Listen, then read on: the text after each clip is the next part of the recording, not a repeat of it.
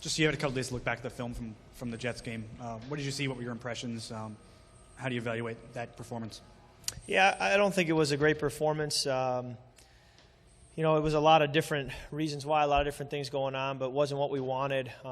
We're better than that. We will be better than that going forward. And I do want to credit the Jets. I felt like they had a good plan, and they have great players and a really good team. And they're 4-1 for a reason. So we certainly ran into a good challenge, but we can be much better, and we will be much better going forward.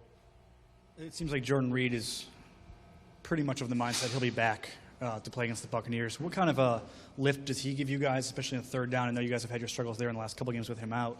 What kind of a lift can he give you, especially with regards to that area? He can make a difference. He's a talented player, a great teammate, and it'll be great to have him back if he can be healthy and be out there. So excited to have him back, excited to get him healthy, and he can really help our offense. Kirk, obviously this is a enormous game for this team given where you guys are in the standings. For yourself and for your confidence, how important do you see this for you to kind of get back on track a little bit? Yeah, I'd love to go out there and have a great game and go into the bye week feeling good about what we're doing. And, I feel like, the Buccaneers are going to come in here and they have a plan too. So it's going to be a great challenge, and, it's a great opportunity. We certainly want to get the bad taste out of our mouths from the past 2 weeks, and no better way to do it than to go out and play well and get a win. When you look at the NFC East and the fact that, as Terrence Knighton just said a minute ago, it flip-flops every week that someone else is on top, does that give you a little extra hope that even though you're 2-4, you can still make a run at some point?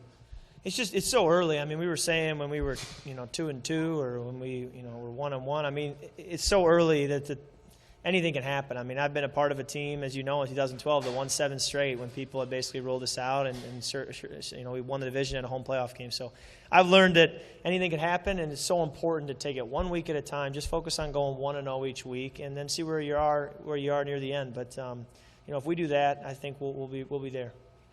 Kirk, after looking at the film, do you think that you were patient enough on Sunday and maybe could have stayed with guys a little bit longer, had some bigger plays down the field?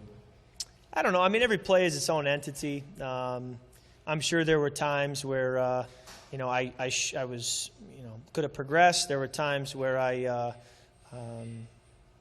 could have stayed with a guy. It all depends on the read and the play. I think, I'm getting the ball out of my hand. We're not getting sacked a lot, and typically when you're getting the ball out of your hand, that means you are getting rid of it. You are staying with guys. You're making the throw. So, every play is its own entity, and I think the key is to just, look at each individual situation and preparation and what we can do better. And if we do that, I think we'll have better results coming forward. Overall, then, how would you evaluate your decision-making now that you have the hindsight of looking at film and a couple of days separation? I think there were certainly some decisions that can be better. I think there were some times where I made very good reads and very good decisions. And, what can be tough is that the best decision, as I said before, may be throwing it out of bounds. And so it may not be what, the fans want to see. It may not be what the defense wants to see, but it may be the best decision for the situation. So, I think I'll continue to grow in the decision-making process as I play longer and get more experience. And I'm excited about that growth and that opportunity to continue to understand the game more and more. Sorry for that, sure, but what's the level of urgency like inside that locker room as you guys talk amongst each other in practice? How important is this game coming up here? It's important, Mike, and they're all important. We don't feel like I don't think it's going to help us to hit the panic button. I don't think it's going to help us to be completely relaxed. I think in the middle lies virtue. You got to have a balance. So we're taking it very, very seriously. We know how important it is, but at the same time, if we start to act like we're hitting the panic button, we're all going to tighten up and we're going to struggle. And we're always trying to find that perfect balance of the right mindset. And I think we as professionals understand what it takes. And I do think we have a good group of guys in the locker room who do have the right amount of focus. How challenging is it to find that balance? And what are ways that you guys have learned to do that? Yeah, I don't know that there's any secret formula. I don't know that I have it all figured out, but you just kind of have a general feel after all these years of playing of the state of focus you need to have and the preparation, and I think when you have veterans, guys who have been there before and played and won and been a part of winning teams and been in the playoffs and that kind of thing, that helps kind of steer the team in the right direction as far as having maturity and focus. The run game never really got going in the second half for the last couple of games for the most part. I know you're not a running back, but what are some of the things you guys see as an offense that maybe you can do to help get that aspect of the game rolling?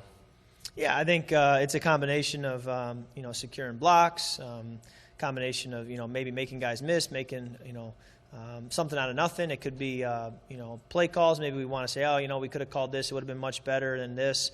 It could be me, too, just saying, hey, we had this call, but can I check to something different? So I think everybody, whether it's coach, quarterback, offensive line, running back, receiver, we're all looking critically at ourselves saying, what can I do better to help the run game and help our overall offense? And if everyone does that, which I think we're all doing, the mistakes will hopefully get corrected and turn to better results. Kirk, how do you block out? We've heard the expression, the noise. You turn on every radio station, they're talking about your struggles, any website. How do you literally not listen to what the skeptics or the critics are saying? The way that I don't listen to what they're saying is I don't listen to what they're saying. So I turn on NPR instead of 106.7 or 980 sometimes. I turn on HGTV instead of ESPN. So I think there are times where you can intentionally block it out if you're asking how to do that. I don't have a lot of social media on my phone, so it's not quite as accessible to me as maybe it is to some other guys. So there are ways that you can not hear it, and it doesn't do me any good to hear that. And I know what's at stake. I know how important it is to me and to the people around me and to this fan base, and I want nothing more than to help this team get to a place with a lot of wins and a playoff berth and all that. So I'm heart attack serious about making this happen, and it takes time. It's going to take some work, and we'll see where we are down the stretch here. Kirk, this is your 7th game of the season. You haven't had this much routine time since you were at Michigan State to string together starts. What is having this routine now, looking back at it, what has this helped you accomplish, achieve, put together now that you've had just an extended amount of time to settle into that quarterback role? There's a rhythm, weekly rhythm, and it has helped to be in that routine and to play, good or bad, to come back from a win or a loss and evaluate the game film when you're the guy playing and then get back into a weekly rhythm of preparation for the next team. And, you don't feel the growth week in, week out, but when I look back now after 7 weeks, I do feel like I've grown as a player, and that's encouraging. And, 7 more weeks from now, I think I'll be even further down the road. So, just keep working, keep going, and trust the process and let the results take care of themselves. Kirk, Jay said some of the issues in the third quarter was a lack of intensity coming out of the half. What can you do to make sure the team maintains their intensity level coming out for the third quarter? It's a great question. I have been preaching, and Trent was preaching the last couple of games at halftime. Hey, third quarter's been tough for us for whatever reason. Let's make sure we come out inspired. Let's make sure we come out with an edge to us.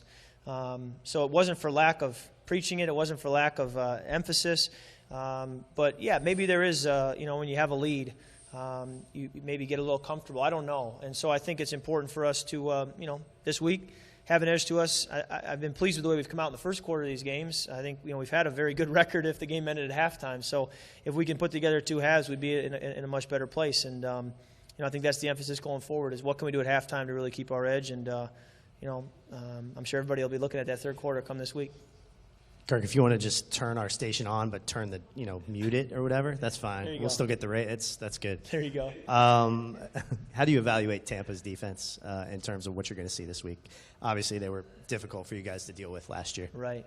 I got a lot of respect from the coaching staff with Coach Smith and Coach Frazier, all the way down to the players and their depth. And they got guys who can play. I mean, I played against Levante David in college and played with him at the Senior Bowl, and he's only gone up and up and up. He keeps getting better. Jerome McCoy is one of the best 3 techniques in the league, maybe the best or is the best. They have a great pass rush. They're built for speed. They're fast, and they're gonna be all over the field playing fast. So respect them and what they do, and it's going to take a good amount of work this week to be ready for it. Hey, do you go back and look at last week's game at all, or last year's game at all? Is that something that has value going into this one? Yeah, when the coaching staff stays the same, I think there's always value in going back and watching the previous year's game, no matter who you're playing. So we do peek at that, and And then obviously now that we're this far along in the season, you have plenty of games to go off of from this season that you can really get a good feel. Kirk, given how the second half of the Jets game went and how the Atlanta Falcons game ended, are you personally feeling any pressure to not only win this week against Tampa, but to go out and have a good performance? Well, I think there's always, pressure to play well. I mean, when you play in the NFL as a quarterback in a place like Washington, D.C., there's going to be that pressure, but it's so important, to apply pressure, not feel it. I think when you allow yourself to feel that pressure, it can create, the wrong outcome. So I try to focus on applying pressure, not feeling it. And you do that by working really hard, being on top of what you got and really, being a great competitor. And when you do that, you hope that things will fall together. All right, thank you.